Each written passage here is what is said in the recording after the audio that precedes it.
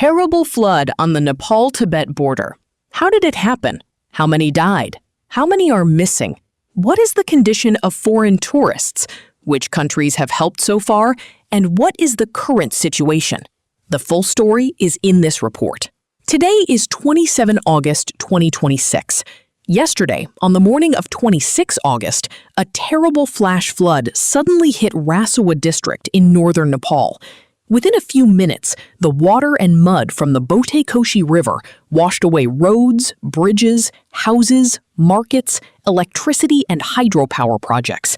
The most frightening thing was that many people did not even get time to move to a safe place. According to the latest update today, 165 bodies have been recovered in Nepal alone, and 826 people are still missing. Among the missing are 579 tourists, including 466 foreigners. On the other side of the border, in the Gyirong area of Tibet, 558 people are also missing, and at least 3 people have died, according to Chinese authorities. This means that more than 1,300 people are missing in Nepal and Tibet together. How did this terrible flood happen? At first, many people thought that this disaster might have been caused by an earthquake. But later, the U.S. Geological Survey, or USGS, said that the earthquake-like signal that was detected was not an earthquake. Instead, it was connected to a glacier collapse. According to the first scientific analysis, a huge part of a glacier collapsed in the Himalayan area along the Nepal-Tibet border. The ice and rocks from the collapse blocked the river channel of Lende Kola. As a result, water and debris collected and created a situation like a temporary natural dam or reservoir. Then, when this barrier broke, a huge amount of water, mud, ice, rocks, and debris came down together into the Bhote Koshi River. From there, the terrible flow also spread towards the Trishuli and later the Narayani River. A technical report from Nepal's Flood Forecasting Division also says that after a temporary reservoir formed towards the Tibet side because the river was blocked, the reservoir broke and a huge amount of water flowed down through the Bhote Koshi, Trishuli, and Narayani river systems. According to the first estimate, an extra 20 million cubic meters of water flowed through the Devghat area. One fact is enough to understand how terrible this flood was. The water level of the Trishuli River rose by about 9 meters in only 30 minutes. As a result, people had very little time to escape. When and where did it start? The flood happened on the morning of 26 August 2026, Wednesday. The first major impact came in Rasuwa district of Bagmati province, Nepal, especially in Timure, Rasuwa Gati, and Shafrubasi. The water of the Bhote Koshi River came down with terrible speed. After Rasuwa, the flood affected several areas further downstream, including Nuwakot, Dading, Gorkha, Chitwan, Tanahun, and Nawalparasi. Local authorities received information about the major flood at around 9:15 in the morning. On the other hand, some reports say that the sudden flow hit the Timori area at around 8:30 in the morning local time. This means that the disaster became extremely serious within only a few minutes on Wednesday morning. Why did such a huge disaster happen so quickly? One of the main reasons was the sudden nature of the flood. The automatic water level monitoring stations located upstream were also damaged or washed away by the powerful flow. As a result, the normal warning system did not get enough opportunity to work effectively.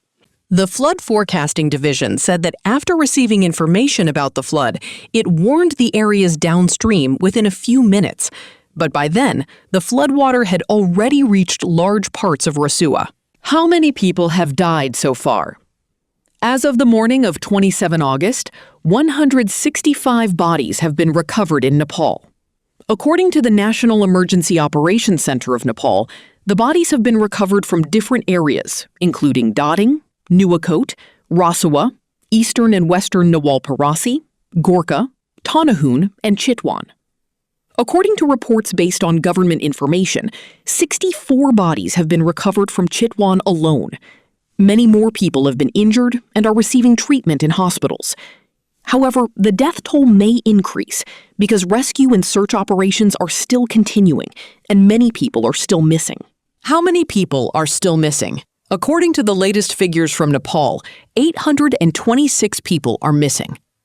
Among them are 579 tourists, 466 foreign tourists, 85 security personnel. Local residents of Rasuwa and Nuwakot are also among the missing. Nepal's National Emergency Operations Center says that 15 helicopters are working in the rescue operation. On the other side of the border, in Gyirong County in China's Tibet Autonomous Region, 558 people are missing and at least 3 people have died. According to Chinese government sources, 260 of the missing people are foreigners. This means that more than 1,300 people are missing in Nepal and Tibet together. However, it is not completely clear whether the names of any people are included more than once in the lists on the two sides. How many tourists or travelers were in the area? One thing should be made clear here. The full number of tourists who had traveled to the area has not yet been released. However, according to government figures, 579 tourists are currently reported missing. Among them, 466 are foreigners, and reports based on Nepal's official information say that they are citizens of 28 countries. A large number of the missing tourists were traveling on that route for the Kailash Mansarovar pilgrimage, religious travel, and trekking, or tourism in the Himalayan region.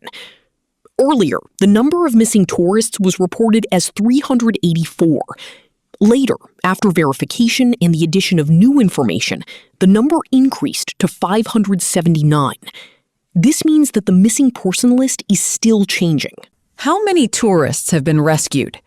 According to the latest rescue operation, 123 people have been rescued by air from the Timur and Rasuwa areas, including 94 Nepalis and 29 foreigners.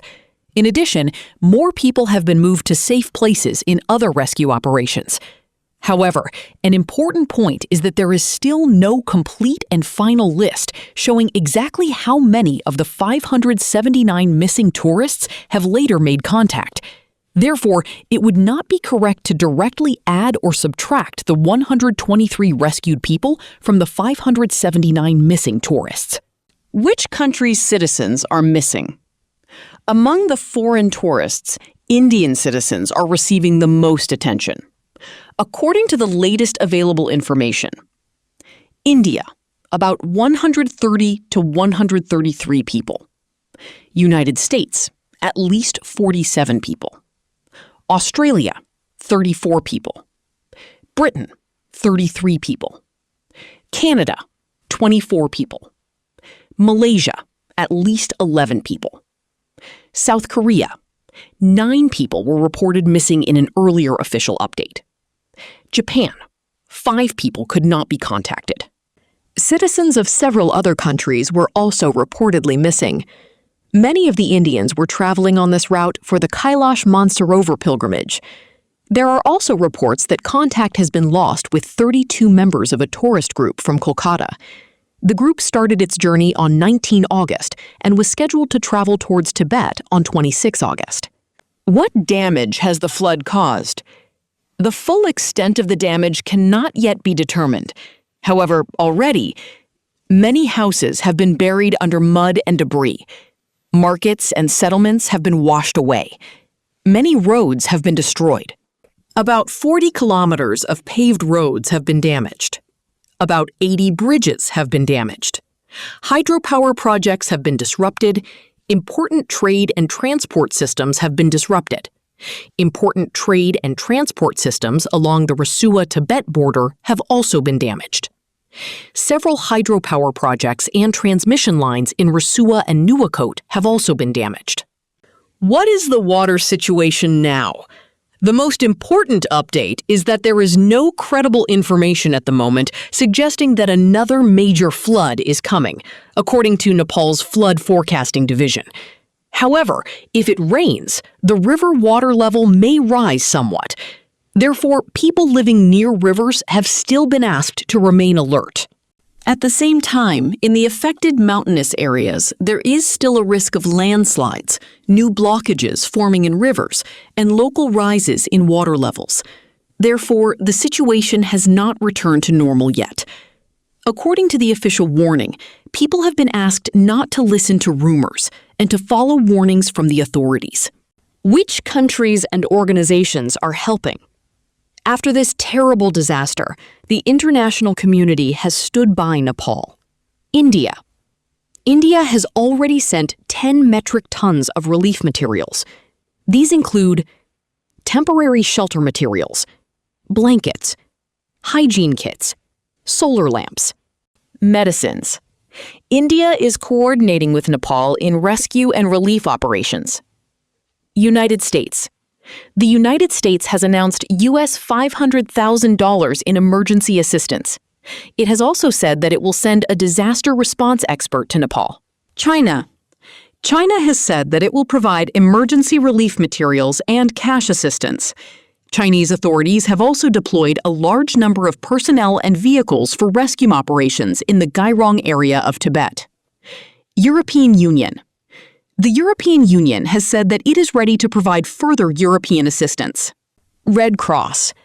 The International Federation of Red Cross and Red Crescent Societies has said that it will release 1 million Swiss francs, or about US $1.24 million, in emergency funds for the Nepal Red Cross flood response. WHO. The World Health Organization has sent emergency medical supplies, medicines, and multi-purpose tents. The United Nations. The United Nations has also taken steps to send relief materials and personnel and has said that it will stand with the affected people. Bangladesh. Bangladesh has also expressed sadness over the disaster in Nepal and offered full rescue and relief assistance. However, as of 27 August, no specific amount of relief materials or money, like those announced by India or the United States, had been found for Bangladesh. Malaysia. Malaysia has said that it is preparing to deploy its armed forces for humanitarian assistance. How is the rescue operation going? The Nepal government has made rescue work its highest priority. The Nepal Army, police, and armed police force are working together. Helicopters are being used to rescue people trapped in remote areas. According to the latest figures, 15 helicopters have been deployed for rescue operations.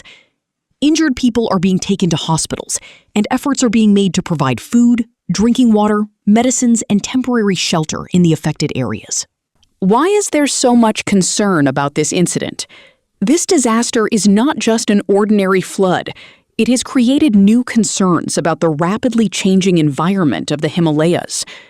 Experts say that the ice and glaciers of the Himalayas are changing rapidly. As temperatures rise, the rate at which glaciers melt is increasing. As a result, the risk of glacier-related collapses, glacial lake outburst floods, and sudden river flows is also increasing. Another worrying issue is that this is the second major flood in the same river system within the last 14 months. There was also a major flood in this region in 2025. Final words. The terrible disaster that started yesterday morning is still not over today. According to the latest figures as of 27 August, 165 people have died in Nepal. 826 people are missing, and 579 tourists are still unaccounted for. Among them, 466 are foreigners. On the other side of the border, in Tibet, another 558 people are missing, and at least 3 people have died. India has sent 10 tons of relief materials. The United States has announced US $500,000 in assistance. The Red Cross has provided 1 million Swiss francs in emergency funds. China is providing emergency relief and cash assistance. And the WHO, United Nations, and European Union have also come forward to help.